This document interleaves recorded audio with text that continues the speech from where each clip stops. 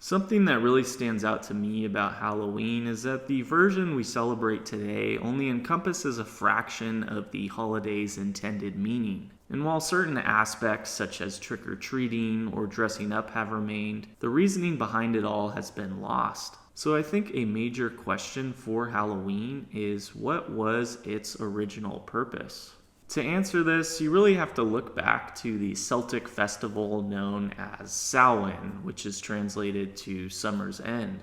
And this really served as a New Year's celebration, as it marked a turning point between the lighter and darker seasons. For the Celtics, the year was split into two parts, spring and summer being the lighter half, and fall and winter being the darker half. So you also had an equal celebration for the other half of the year to celebrate the warmer seasons. And for both of these events, it's important to point out that neither had a set date, as the Celtics followed a lunar calendar, which meant specific days would vary since moon cycles would only account for about 354 days of the year. You did have a leap or 13th month added every few years to keep things in alignment, but this still meant that the exact date would vary. But specifically for Samhain, since it marked a descent into the darker half of the year, it was believed that the veil between life and death was at its thinnest during the new moon between what we know of today as October and November. And even though this portion of the year was commonly associated with death in nature, it wasn't always fully negative in terms of their understanding of this special period. There's actually a lot of optimism, as Samhain marked the birth of a new year. And for all changes or liminal events, such as sunsets or sunrises,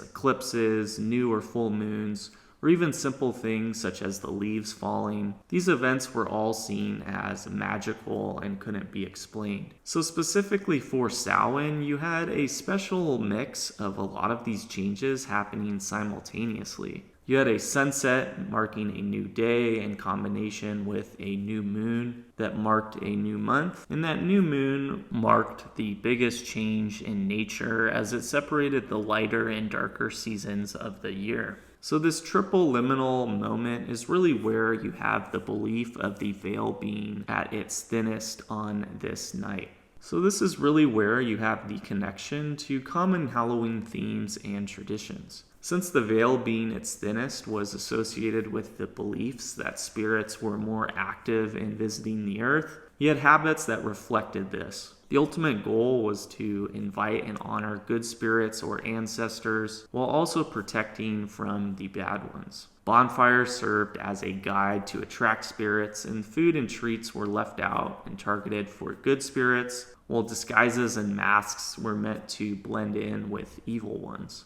You also have the same effect for carving and lighting turnips, as this created the illusion of an evil spirit to ward them off. So by really understanding the psychology of the event is where you get the creation of a lot of the early Halloween characteristics that later evolved into trick-or-treating, wearing costumes, and carving jack-o'-lanterns. But now I think the question remains of how Samhain officially became Halloween. The shift here can really be attributed to the expansion of the Roman Empire along with the Catholic Church. And the crucial detail here is that the Romans had converted to a solar calendar as they wanted more consistency in timekeeping. And a 365-day calendar was a lot closer to the Earth's full orbit around the sun. So you had the creation of the Julian calendar, which was named after Julius Caesar. And along with the creation of this calendar, you had November 1st being established as All Saints' Day or All Hallows' Day.